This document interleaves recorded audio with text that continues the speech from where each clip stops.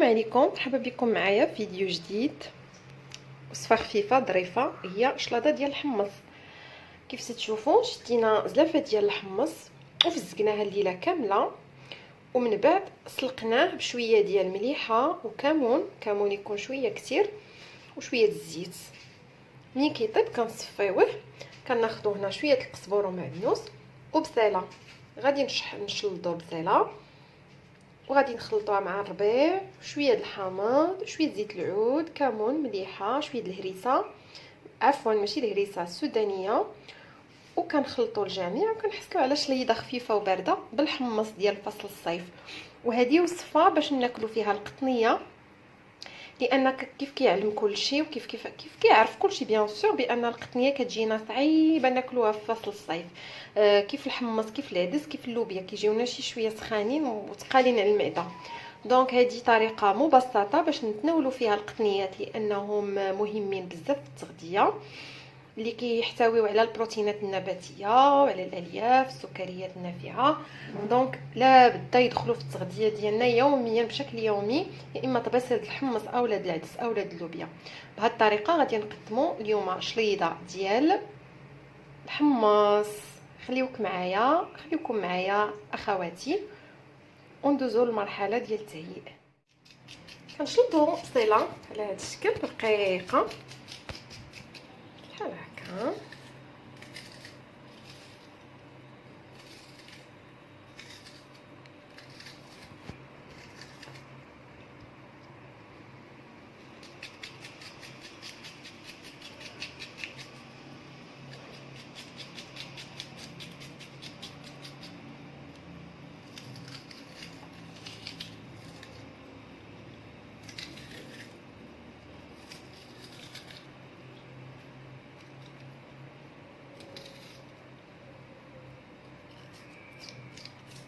الكميه اللي بغيتو ديال البصله كنضيفوا عليها الربيع،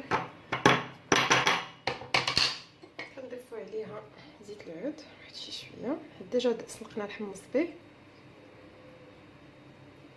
صافي، وبلا ما نديروا الملحه، حيت سلقنا الحمص بالملحه تبارك الله مالح بزاف. نديروا شويه ديال الكمون فقط، شويه ديال الكمون ونخلطوا بمعلقه هنايا حدايا بحال هكا. كيف كتشوفوا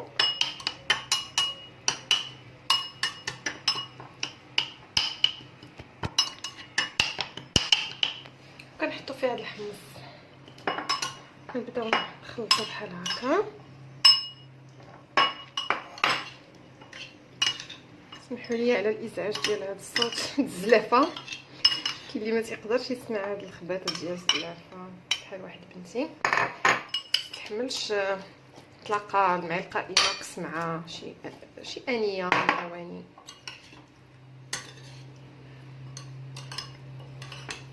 نزيدوا لها واحد العصيره ديال الحامض. انا ما عنديش الحامض، غندير واحد شويه خل التفاح، حتى هو راه صحي مزيان، هو صحي. الا ما عندكمش الحامض ديروا خل التفاح اولا خل عادي، زعك عادي ديال خل ابيض، ولا ندير شي شويه بلا ما نكثر. تعطي ريحه زوينه.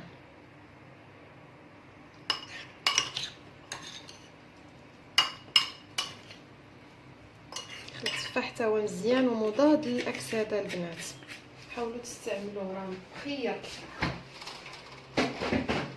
غادي ندوزو للدريساج ديالنا.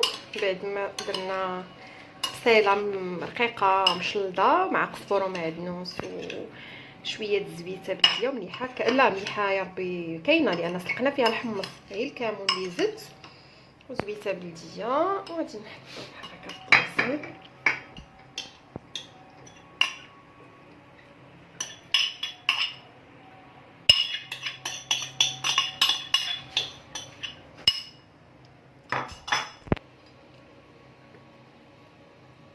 كتجي رائعه وبنينه. نزوقوها بالربيع انا من عشاق القزبر ومعدنوس، وسورتو معدنوس في الصيف، راه ما نقول لكمش كيجي غزال.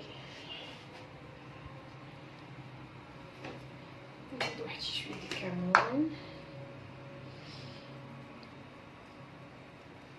وهادي اكله بلا صحي بزاف.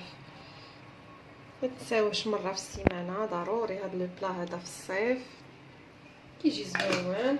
ترافقوه بشلاضه د مطيشه ولا بعصير برتقال، بلي تشهى خاطركم.